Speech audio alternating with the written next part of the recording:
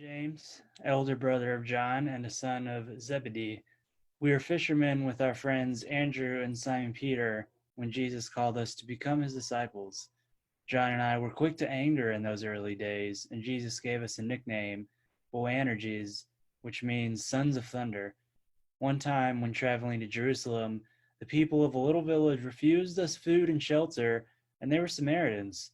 We had walked many miles that day and were footsore and weary. John and I were furious at the lack of courtesy. Angrily, I asked Jesus, Lord, do you want us to command fire to come down from heaven and consume them? But Jesus sternly replied, shaking his head, No, you do not know what you ask. The Son of Man did not come to destroy, but to save. I have tried to quiet my thunder most of the time, but I get so angry with those who don't trust Jesus that sometimes it is hard to control my temper. I am John, brother of James.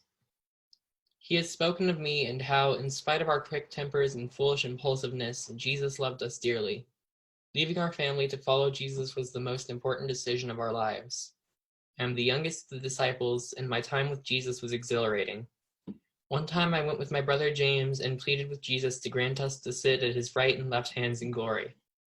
Jesus warned us that we did not know what we were asking. He said to us, Are you able to drink the cup that I drink, or be baptized with the baptism I am baptized with? He said we were.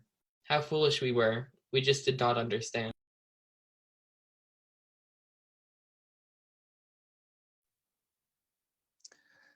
I am Philip, Bartholomew's brother. I first came to Bethany to hear John the Baptist speak, and while there I met Jesus. I found him a very interesting person and a very powerful speaker. I was so moved by Jesus, I had to bring Nathanael to hear him also. For many months we traveled with the Master up and down Palestine. I saw the lame walk upright, the blind made to see, and even saw some who were dead brought back to life. Soon I realized Jesus was indeed the true Messiah, but I still had much to learn. When Jesus told us that God was our Heavenly Father, it was almost beyond my understanding. It was I who asked him, Lord, show us the Father, and we will be satisfied. Jesus replied, After all I have done and said, Philip, you do not know that I am in the Father, and he is in me? Anyone who has seen me has seen the Father.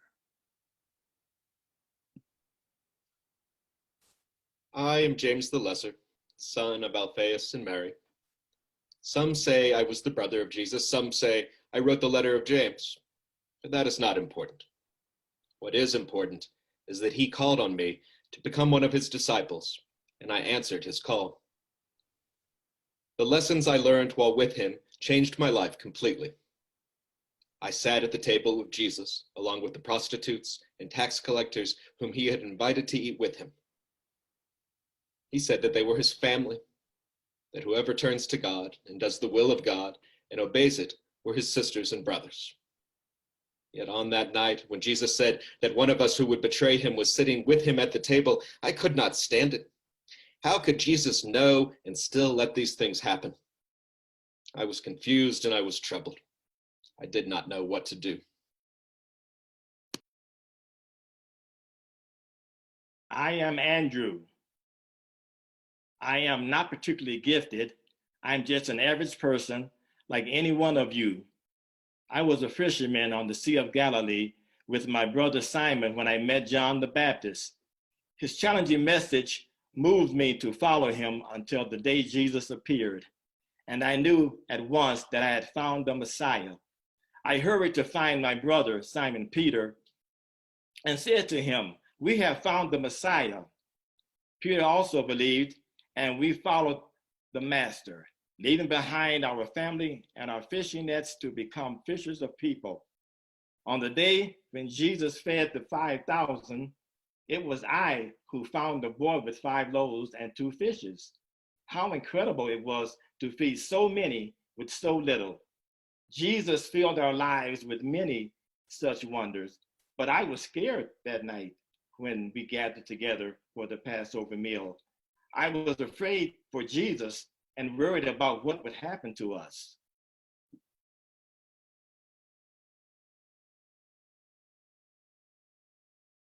I am Jude, but I am called Thaddeus or Levius.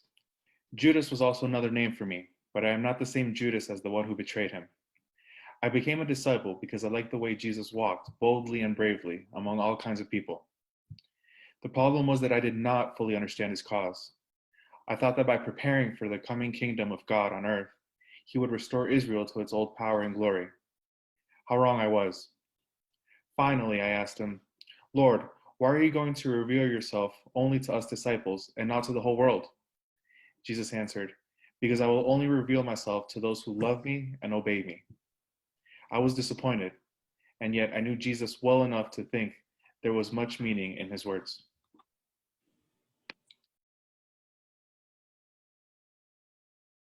Often I am called Didymus, the twin. You know me as Doubting Thomas. Even though I was a man of wavering faith, my devotion to Jesus was very sincere.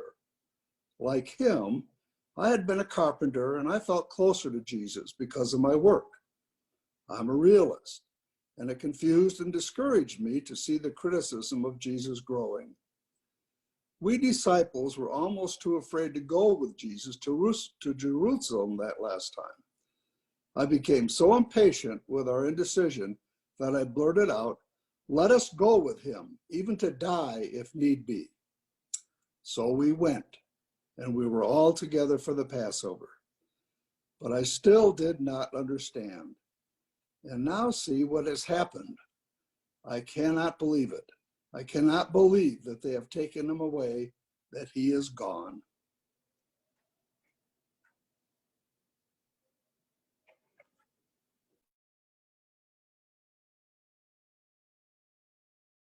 I am Judas Iscariot.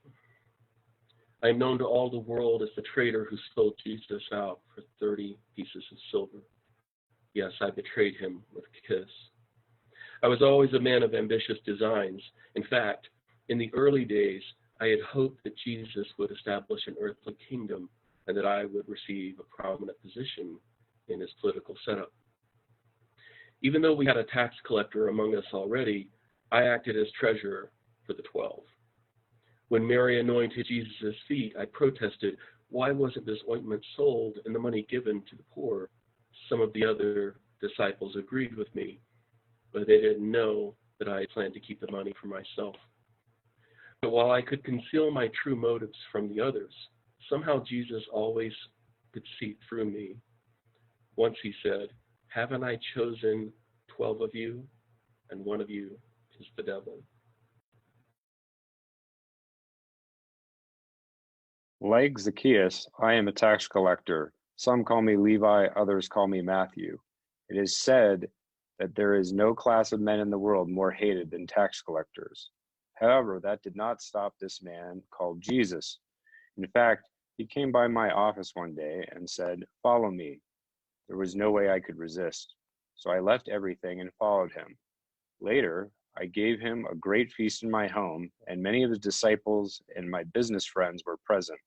When some of the Pharisees complained about Jesus eating with tax collectors and sinners, Jesus said, "Those who are well have no need of a doctor.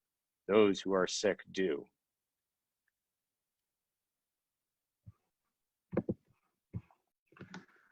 My name is Bartholomew, but I'm also known as Nathaniel.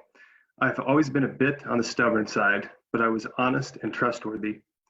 Everyone knew they could come to me, and I would tell them the truth and not hold anything back. It was my brother Philip who told me that he had found the Messiah, Jesus of Nazareth. I couldn't believe my ears and asked him, "Can anything good come from Nazareth?" Philip ignored my sarcasm and insisted that I go with him. When Jesus saw us coming, he looked and said, "Here comes an honest man, a true son of Israel." That stopped me short. "How do you know who I am?" I demanded. Jesus looked steadily back at me and replied, "I knew who you were even before Philip found you." Filled with elation, I called, "Rabbi, you are the Son of God. You are the King of Israel."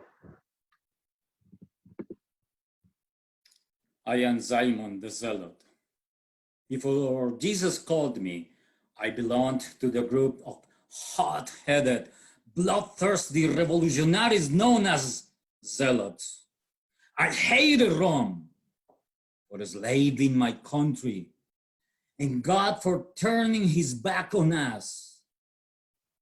My Jewish brothers seemed to not care that they were slaves in their own kingdom.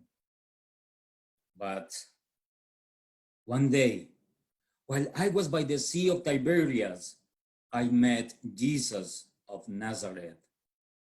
He told me of another kind of kingdom, the heavenly kingdom where God reigns and God's ways are our ways. A kingdom where everyone's hearts are changed, where everyone knows God and loves one another. Since that day, my attitude toward Rome, toward God, and toward others has changed. I remembered what the prophets had said about the day when nations would learn to study word no more, when people would beat their swords into plowshares and their spears into pruning hooks. I gave back the sword the day I gave my life to Jesus. I am Simon Peter. I was a fisherman when my brother Andrew brought me to Jesus. Jesus looked at me and said, "Your name shall be Peter," which translated means the rock. Yet I wasn't strong and steady. Instead, my impulsive nature caused me to do and say many things for now, which I am sorry. Once I made him so mad, he said, "Get behind me, Satan, for you are setting your mind on human things and not on divine things." That night at the table, Jesus said that we would abandon him, and I promised him that I would never leave his side. Jesus turned to me and said, "Before the rooster crows, you will deny me 3 times. I promised him I wouldn't, but then, in the face of danger, I broke my word in order to save myself. Most of the time, I'm not called one of the 12 disciples, but I was there every step of the way. Though it may be hard for you to understand, I have been tormented by family and friends and by demons. I'm Mary Magdalene. Jesus came alongside me and cast out those demons. He called me his sister, and from that moment I followed him. Along with Susanna and Joanna and other women, we helped provide for the disciples out of our finances. And though I wished and prayed that it were not true, I knew that he was going to his death. So I brought that jar of ointment, that single jar that had been passed on to me after my mother had died. Some of the other disciples were angry, especially Judas. They complained that I should have sold the jar and given the money to the poor. But Jesus could see that they were missing the point. I was doing this to serve Jesus, to give to him my very best. It doesn't say whether I was present in the room that night with the disciples, nor when the Roman soldiers brought him to Golgotha. But I was there.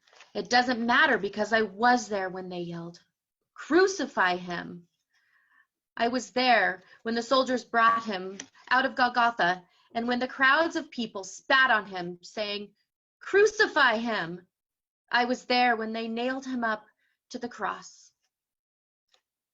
I was there when the skies turned black and when he said, my God, why have you forsaken me?" And the skies turned black and he breathed his last breath. I felt the earth shake and tremble. I went with the other women to prepare oil and spices, but it was too late. The sun was going down. So I took Mary, Jesus' mother, by her arm and led her away. We would come back after the Sabbath.